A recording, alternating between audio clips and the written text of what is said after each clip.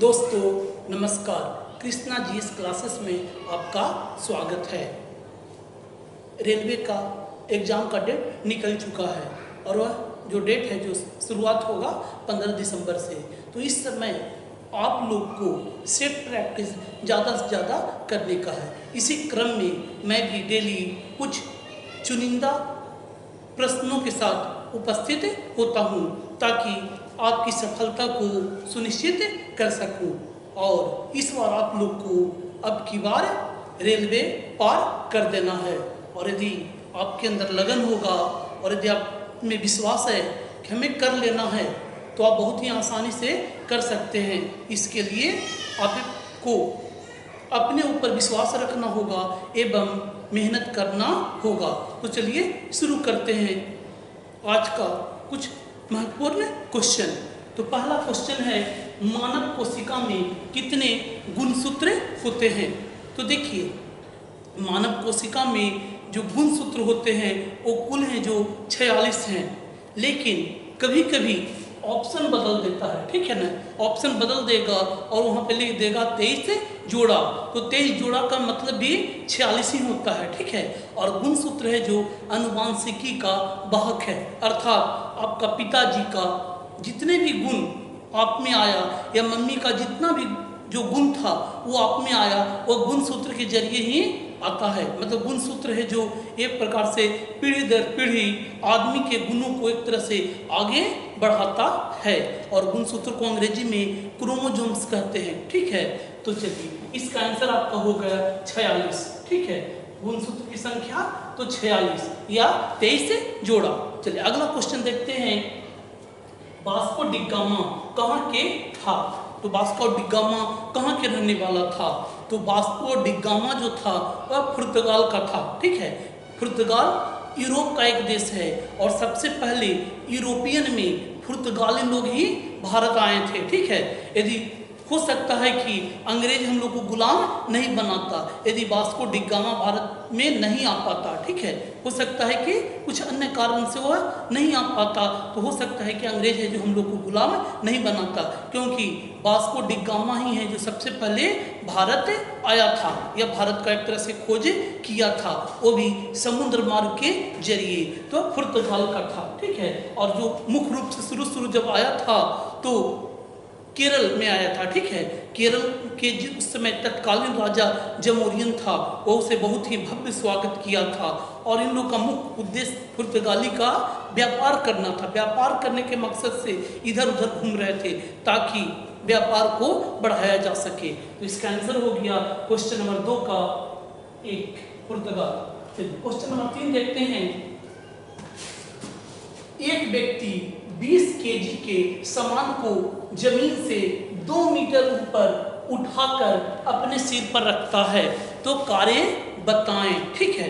तो कार्य बताएं, तो ये कैसे होगा? एक व्यक्ति क्या किया हुआ है कि जमीन पे, वो जमीन पे 20 केजी का सामान है, ठीक है, उसे उठाता है और उठाकर एक तरह से उठाता है और उठाकर 2 मीटर ऊपर अपने माथा पे रखता है।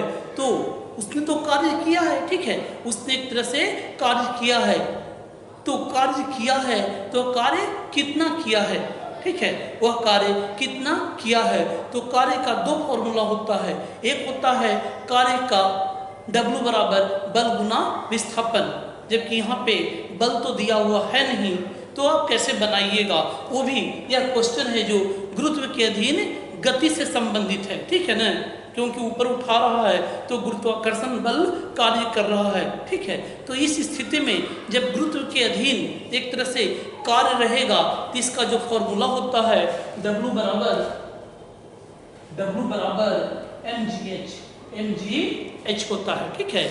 यहाँ पे आपको g का मान, आपको गुरुत्वीय त्वरण का मान आपको मालूम होना चाहिए। ऐसे प्राय अमूमन हम लोग 10 मीटर प्रति सेकंड स्क्वायर से भी बना सकते हैं। तो g है, यहाँ पे g है जो 10 मीटर प्रति सेकंड स्क्वायर है। तो इस फॉर्मूला के आधार पे आप आंसर को चुटकी बजाते ही बना लीजिएगा। तो चलिए, m आपका दिया हुआ है और m है जो 20 है, g भी दिया हुआ है और g 10 है, और हाइट भी आपको दिया हुआ है, ठीक है। m 20 है, हाइट है जो 2 मीटर, तो हाइट भी दिया हुआ है इंटू 2, तो गुना करते हैं तो आपको आ जाता है टोटल 20 गुना 2 40 अर्थात 400 जूल, ठीक है। जो कार्य का मात्रक होता है वह जूल होता है, तो यहाँ पे 400 जूल आंसर हुआ। मतलब ऑप्शन नंबर डी है जो यहाँ पे सही है। चलिए अगला क्वेश्चन देखते हैं, राज्यसभा के सदस्यों का कार्यकाल। तो देखिए संसद के 2 सदन होते हैं, ठीक है। संसद जो है आपका पार्लियामेंट है, उसके 2 सदन हैं। एक सदन है जो राज्यसभा है और दूसरा जो सदन है वह है जो लोकसभा है। तो यहाँ पे आपसे क्वेश्चन पूछा गया है कि राज्यसभा में जो सदस्य रहते हैं उनका कार्यकाल कितना है। तो उनका जो कार्यकाल रहता है राज्यसभा का वो 6 ईयर 6 साल का रहता है, ठीक है, 6 साल का रहता है। जबकि निचली सदन या लोकसभा का जो कार्यकाल सदस्यों का रहता है वो मात्र 5 साल का रहता है, ठीक है। तो राज्यसभा में 6 साल का एक तरह से कार्यकाल रहता है। चलिए और कुछ देखते हैं, कुछ महत्वपूर्ण क्वेश्चन को। ये सब क्वेश्चन है जो प्राय प्रत्येक एग्जाम में पूछा जाता है। तो अगला क्वेश्चन और देखते हैं,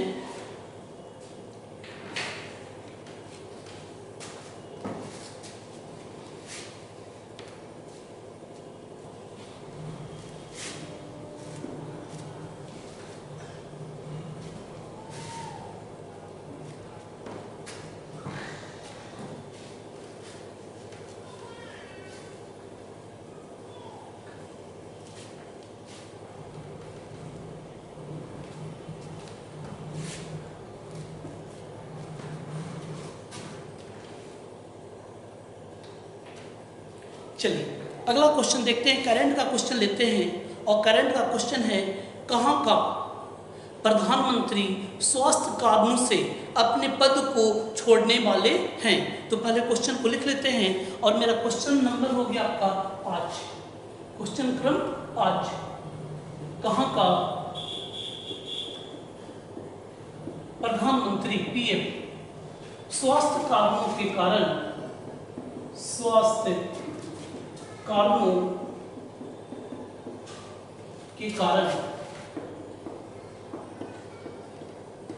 अपने पद को छोड़ने वाले हैं, अपने पद को छोड़ने वाले हैं। तो ऑप्शन आपको दे देते हैं। पहला ऑप्शन है भारत, ऑप्शन ए है भारत। दूसरा ऑप्शन है, ऑप्शन बी है चीन। ऐसे भी अभी वर्तमान में भारत और चीन में है जो बहुत ज़्यादा एक तरह से क्या हो रहा है, बॉर्डर विवाद के चलते बहुत ज़्यादा मतभेद पैदा हो गया है। तो चीन ये जो अभी सुर्खियों में बना हुआ रहता है। ऑप्शन नंबर सी है जापान और ऑप्शन नंबर डी है पाकिस्तान। तो कहाँ के हैं जो प्रधानमंत्री है जो स्वास्थ्य कारणों से अपना पद को छोड़ने वाले हैं।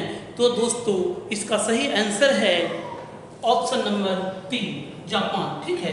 जापान के जो वर्तमान में जो प्रधानमंत्री शिंजो आबे, ठीक है, क्या नाम है उनका, शिंजो आबे। उन्होंने घोषणा की है कि मैं अपना पद को छोड़ूंगा और ये जो प्रधानमंत्री शिंजो आबे हैं वह 8 साल तक सबसे लंबा कार्यकाल जापान के प्रधानमंत्री बने, ठीक है। तो इसका आंसर ये हो गया। चलिए अगला कुछ महत्वपूर्ण क्वेश्चन देखते हैं।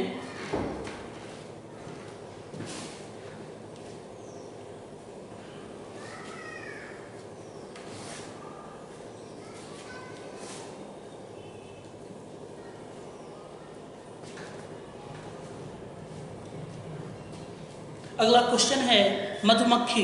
खास करके आप देखते होंगे कि मधुमक्खी है जो डंक काट लेता है। तो मधुमक्खी के डंक के काटने पर, मधुमक्खी को काटने से प्राय हम लोग किस घोल का इस्तेमाल करते हैं ताकि उसका जो डंक से पीड़ा हो रहा है, दर्द हो रहा है, उसको कम किया जाए। तो चलिए पहले क्वेश्चन लिख लेते हैं। क्वेश्चन संख्या 6, मधुमक्खी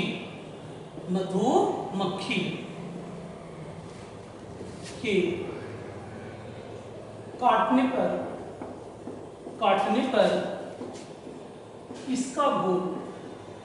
किसका घोल का इस्तेमाल किया जाता है? घोल का इस्तेमाल किया जाता है। चलिए ऑप्शन दे देते हैं। पहला दूध, दूसरा ऑप्शन है नींबू का रस, तीसरा ऑप्शन है सिरका, विनेगर बोलते हैं। खास करके जो आप लोग चाउमीन ये सब खाते हैं उसमें खट्टा खट्टा सिरका है जो भी डालता है, तो सिरका। और लास्ट ऑप्शन है इसका सोडा, खाने वाला सोडा या बेकिंग पाउडर भी इसे बोलते हैं। बेकिंग पाउडर ही लिख दीजिए, बेकिंग पाउडर का घोल। ठीक है। तो जब भी मधुमक्खी डंक काटेगा तो मधुमक्खी के डंक में जो एसिड पाया जाता है, अम्ल पाया जाता है, और उस अम्ल को कम करने के लिए या उस अम्ल को शांत करने के लिए हमें क्षारीय पदार्थ का इस्तेमाल करना पड़ता है। ठीक है, जो एक तरह से क्षारीय पदार्थ ज़्यादा रहे। तो यहाँ पे आप बेकिंग पाउडर का इस्तेमाल कर सकते हैं, जो घर में खाने वाला सोडा रहता है, जिसे हम लोग NaCO3 भी बोलते हैं, सोडियम बाइकार्बोनेट, NaCO3। इसी का हम लोग इस्तेमाल करते हैं।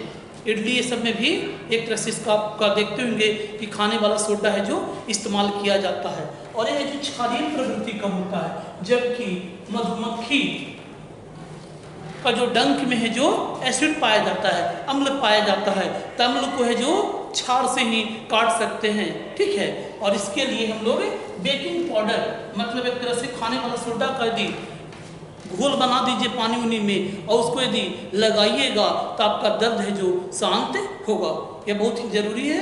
प्रायः हम लोग देखते हैं कि घर में एक तरह से मधुमक्खी या अन्य मच्छर मक्खी एक तरह से काट लेता है। ठीक है, तो उस प्रकार से यदि आपको दर्द हो रहा है तो इसका घोल का इस्तेमाल कर सकते हैं। चलिए आगे देखते हैं।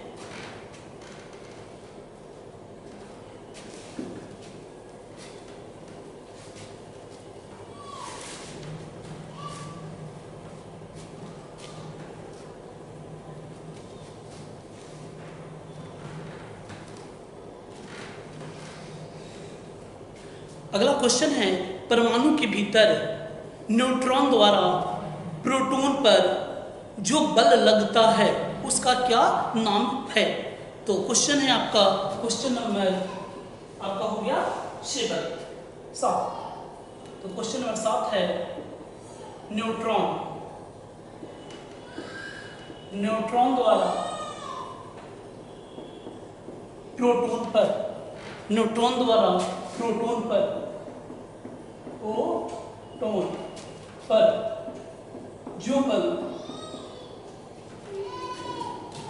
जो बल आरोपित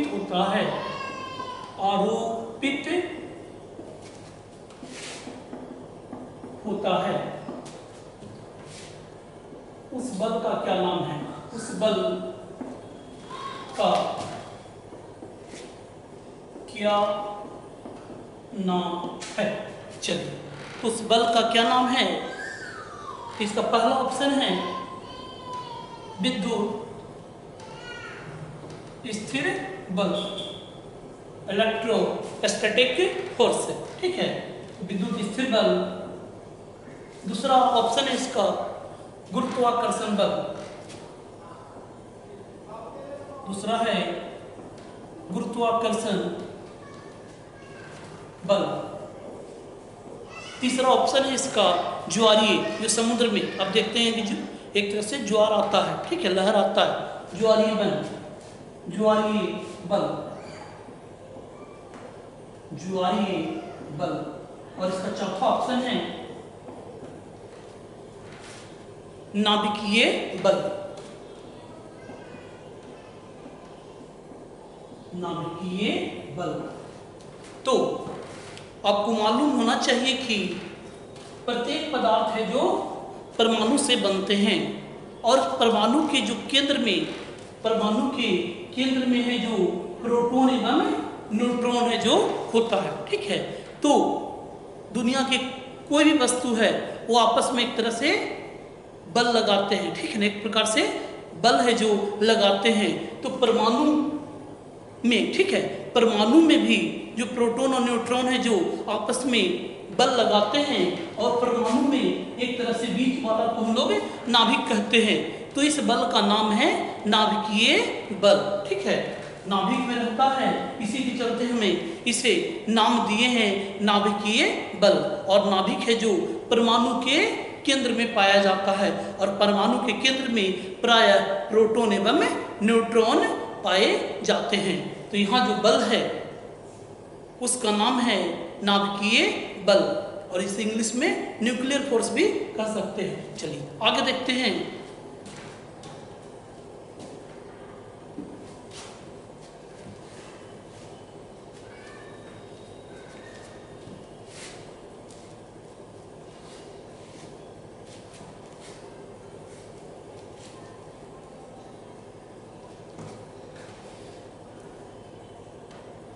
चलिए अगला क्वेश्चन हम लोग बायोलॉजी का लेते हैं और अगला जो क्वेश्चन है क्वेश्चन संख्या 8।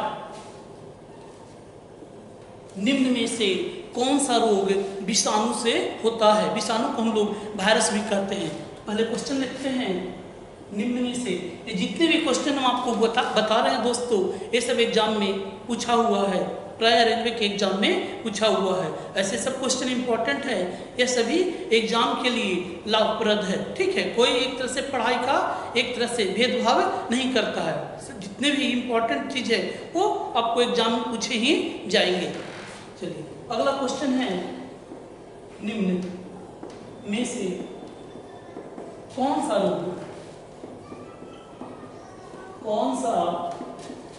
रोग विषाणु जनित है?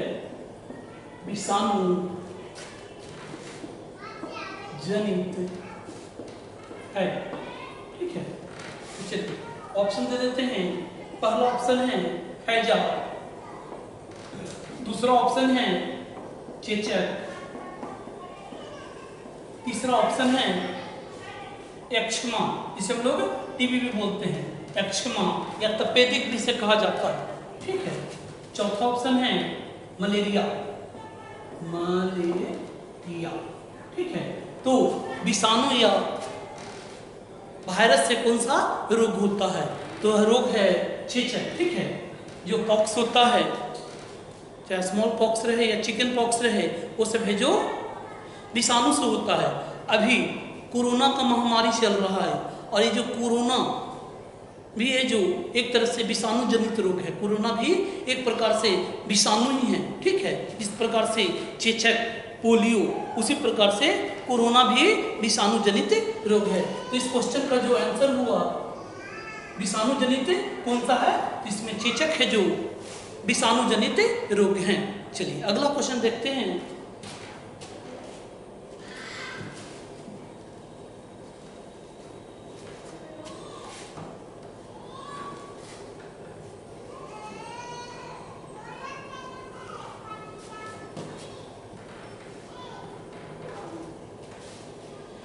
क्वेश्चन नंबर 10, ठीक है। तो क्वेश्चन नंबर 9, कार्य करने की दर को क्या कहा जाता है? ठीक है, कार्य करने की दर को क्या कहा जाता है? कार्य करने की दर को क्या कहा जाता है? तो इसका ऑप्शन है, पहला ऑप्शन है ऊर्जा, दूसरा ऑप्शन है शक्ति, तीसरा ऑप्शन है त्वरण और चौथा ऑप्शन है आवेग, इम्पल्स, ठीक है। तो कार्य करने की दर को, तो यदि आपको दिक्कत होता है फॉर्मूला सब याद करने में तो डायरेक्ट लिख लीजिएगा। यहाँ पे कार्य आपको दिया हुआ है और W/T, ठीक है, W/T है जो किसका फॉर्मूला है, T हो गया। कार्य को W से डिनोट किए और करने की दर को क्या कहा जाता है, तो इसे शक्ति कहा जाता है दोस्तों, ठीक है ना। कार्य करने की दर को शक्ति कहा जाता है। और ऐसे ही P का भी फॉर्मूला आ गया, पावर, P बराबर W/T होता है, ठीक है। पावर बराबर होता है या शक्ति बराबर होता है कार्य बटा समय। तो इसका सही आंसर हो गया शक्ति, ठीक है। तो सही आंसर आपका हो गया शक्ति। तो कार्य करने की दर को शक्ति कहा जाता है। चलिए अगला क्वेश्चन देखते हैं और यह क्वेश्चन है क्वेश्चन संख्या 10।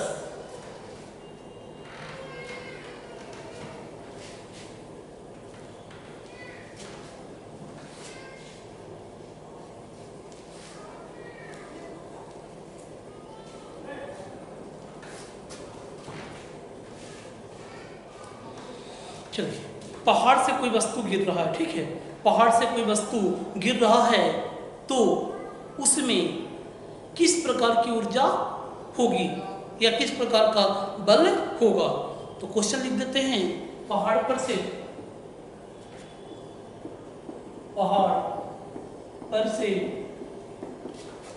कोई वस्तु या कोई पिंड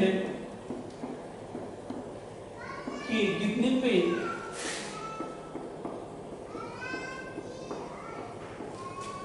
गिरने पर किसी पिंड की होती है,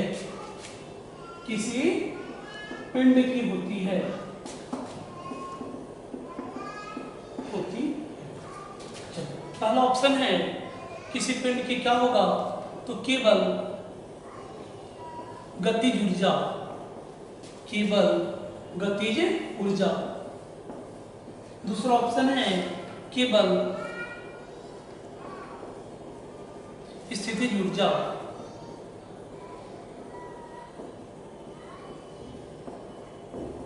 तीसरा ऑप्शन है, सब एग्जाम में पूछा हुआ है दोस्तों, अच्छे से रिवीजन कीजिए ताकि आपकी तैयारी जबरदस्त हो सके। तीसरा ऑप्शन सी है, दोनों ए एंड बी दोनों, ठीक है। और चौथा ऑप्शन है घर्षण बल,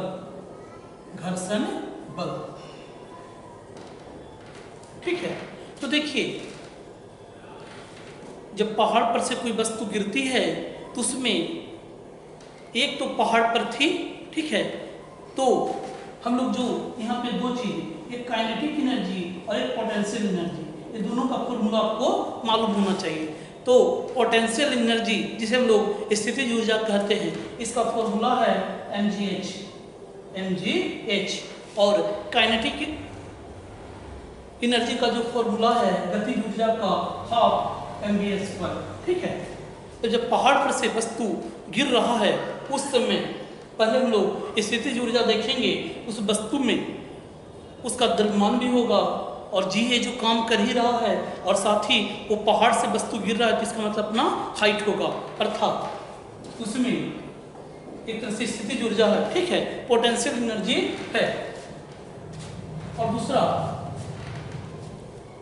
यहाँ पे उस वस्तु में जब पहाड़ से वस्तु गिर रहा है तो उसका अपना एक द्रव्यमान होगा, और जब गिर रहा है तो उसमें वेग भी होगा, अर्थात इसे भी फॉलो कर रहा है, दोनों को फॉलो कर रहा है।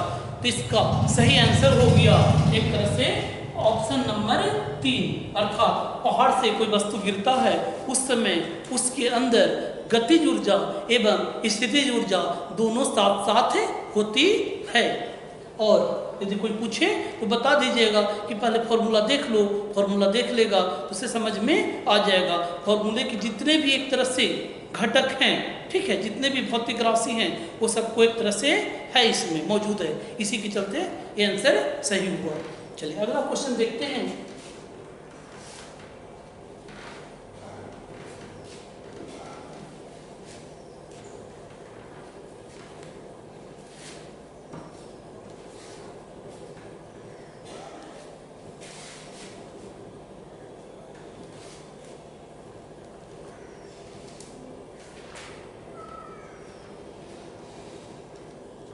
अगला क्वेश्चन है, मुक्त रूप में गिरना कहाँ संभव है? मुक्त रूप में, स्वतंत्र रूप से गिरना कहाँ संभव है? तो आप कहिएगा सर सब जगह संभव है, बहुत ही जगह हम देखते हैं, है ना, पानी में गिर जाते हैं, नदी में, उसमें भी हम अपने आप को मुक्त पाते हैं। कुछ ऊंचाई से गिर जाते हैं, है ना, छत पर से, एक आध तल्ला का छत रहता है तो कहते हैं उस के नीचे से भी ऊपर से गिरते हैं तो उसमें भी मुक्त रहते हैं। इसी का भारी बात है। तो चलिए पहले क्वेश्चन लिख लीजिए, ये क्वेश्चन भी पूछा हुआ है। तो चलिए क्वेश्चन नंबर 11, मुक्त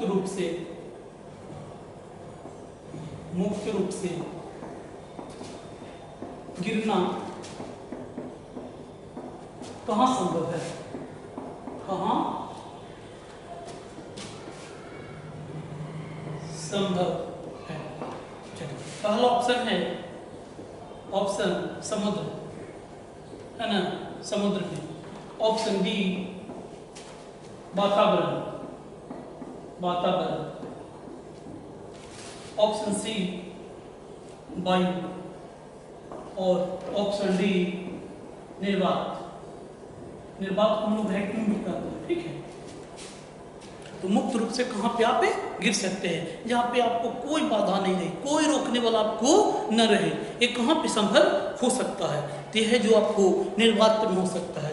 दोस्तों निर्वात ऐसा जगह है जहाँ पे किसी की उपस्थिति नहीं रहती है, ठीक है। आप जब बोलते हैं वातावरण, तो आसपास हम लोग का वातावरण है, इसमें न जाने कितने चीज होंगे, ठीक है। इसमें छोटे छोटे जीवाणु होंगे, छोटे छोटे कोरोना जैसे विषाणु होंगे और अनगिनत एक तरह से गैस होंगे, CO2, ऑक्सीजन, नाइट्रोजन, बहुत सारे गैस होंगे। वायु कहते हैं जिसमें खाली एयर हो जाता है। जब समुद्र की बात करते हैं तो समुद्र में पानी है, तो पानी है जो एक तरह से क्या करेगा, बल लगाएगा, ठीक है, आपको नीचे जाने नहीं देगा, एक तरह से बल है जो लगता है। तो इस तरह से एक चीज होती है। तो चलिए इसके लिए जो स्वतंत्र रूप से गिरना चाहते हैं, जहाँ पे आपको कोई बाधा नहीं है, कोई रोकने वाला नहीं है, तो जगह है निर्वात है, ठीक है। निर्वात में गिरने पे कहूँ कुछ घर्षण बल ये सब कार्य नहीं करता है। चलिए अगला क्वेश्चन देखते हैं।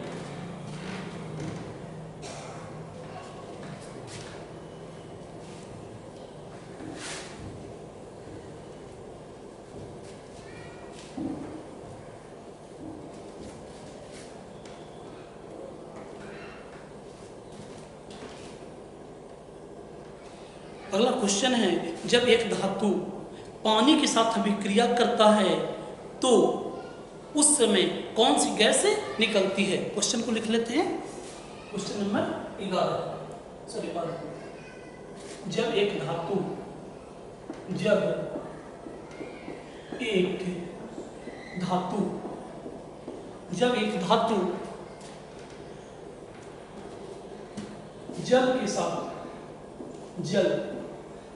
के साथ अभिक्रिया करती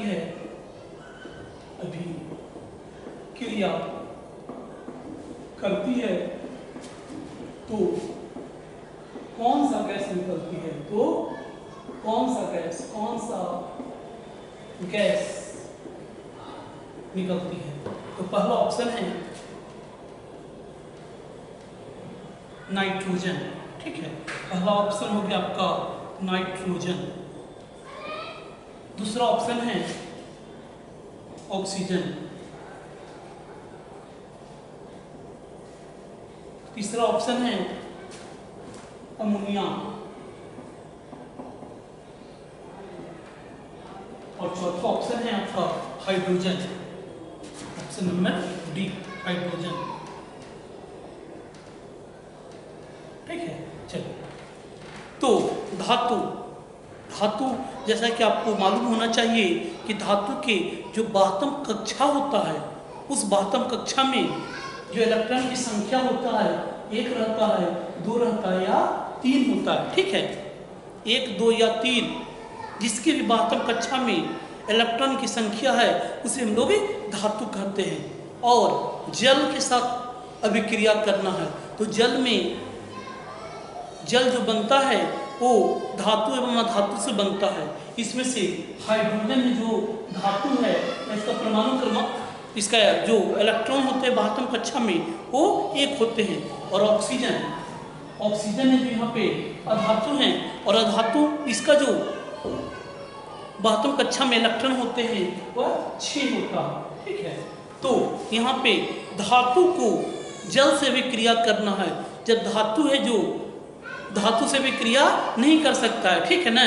ये चाहता है कि अपना इलेक्ट्रॉन को त्याग दे, अपना इलेक्ट्रॉन को त्यागना चाहता है, इसी कारण अपने इलेक्ट्रॉन को गंवाने के कारण वह धातु से दोस्ती तो कर नहीं सकता है, तो वह दोस्ती किससे करेगा?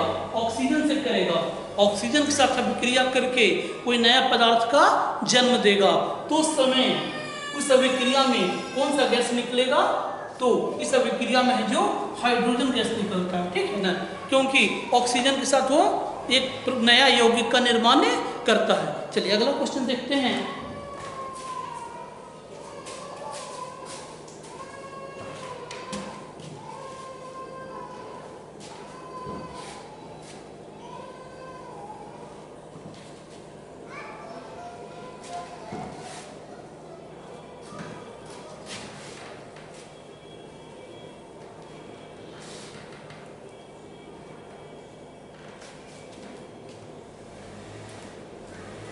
अगला क्वेश्चन है करंट अफेयर्स का क्वेश्चन है, और क्वेश्चन है कि विश्व बैंक का मुख्यालय कहाँ है? वर्ल्ड बैंक, विश्व बैंक। क्वेश्चन नंबर 13, विश्व बैंक का मुख्यालय कहाँ है? कहाँ है? इसका ऑप्शन है, पहला ऑप्शन इंग्लैंड, दूसरा ऑप्शन चीन। ये चीन है जो आज के डेट में हम लोग को सोने नहीं दे रहा है, इतना ठीक कर दिया। एक ऑप्शन याद ही आ जाता है, जब भी सोचना पड़ता है कोई देश का ऑप्शन, एक जरूर चीन को सोच लेते हैं। चलिए तीसरा है अमेरिका, और चौथा है आपका फ्रांस, ठीक है। तो इसका वर्ल्ड बैंक जो कि विश्व का सबसे बड़ी बैंक है, और जब भी कोई देश आर्थिक मदद के लिए पहुंचता है तो वर्ल्ड बैंक प्रायः उसे मदद करता है, ताकि वह देश अपने आप को संभाल सके, अपने आर्थिक एक तरह से आर्थिक जो संपन्नता है वह ला सके, ठीक है। खुशहाली को, समाज में जो खुशहाली है उसे ला सके। इसका सही आंसर है अमेरिका। वर्ल्ड बैंक का जो मुख्यालय है वो अमेरिका का वाशिंगटन डीसी, ठीक है। कहाँ पे है? वाशिंगटन, वाशिंगटन डीसी में है। और अभी डेविड मलपास इसके प्रेसिडेंट बने हुए हैं, ठीक है। जो अभी अध्यक्ष हैं उनका नाम है डेविड मलपास, ठीक है। तो वर्ल्ड बैंक से भी प्राय सभी दोस्त अपना प्राय सभी देश जो अपना दोस्ती रखना चाहता है, ताकि मुसीबत के समय या देश के विकास को रफ्तार देने के लिए वर्ल्ड बैंक है जो मदद करता है। चलिए अगला क्वेश्चन देखते हैं।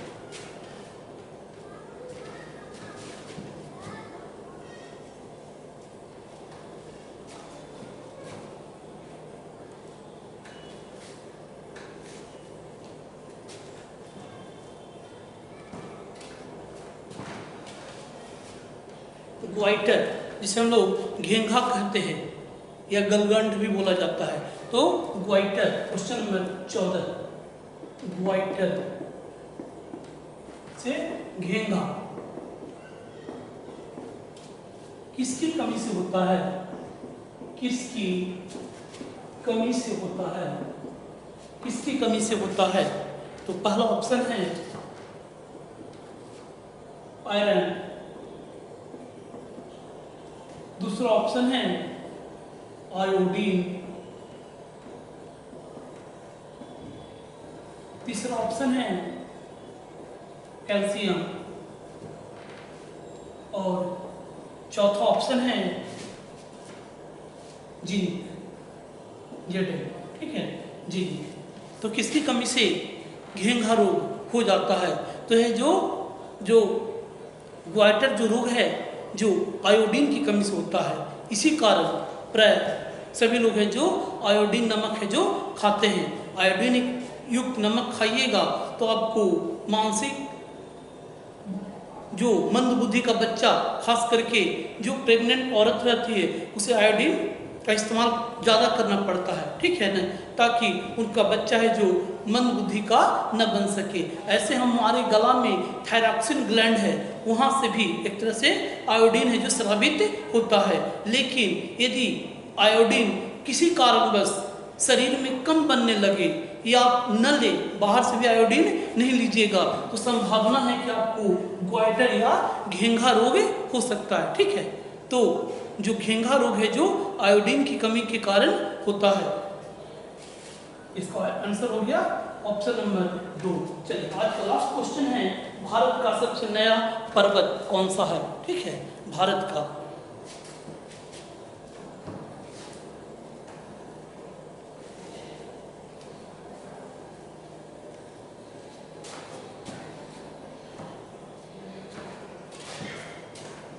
क्वेश्चन नंबर 15, भारत का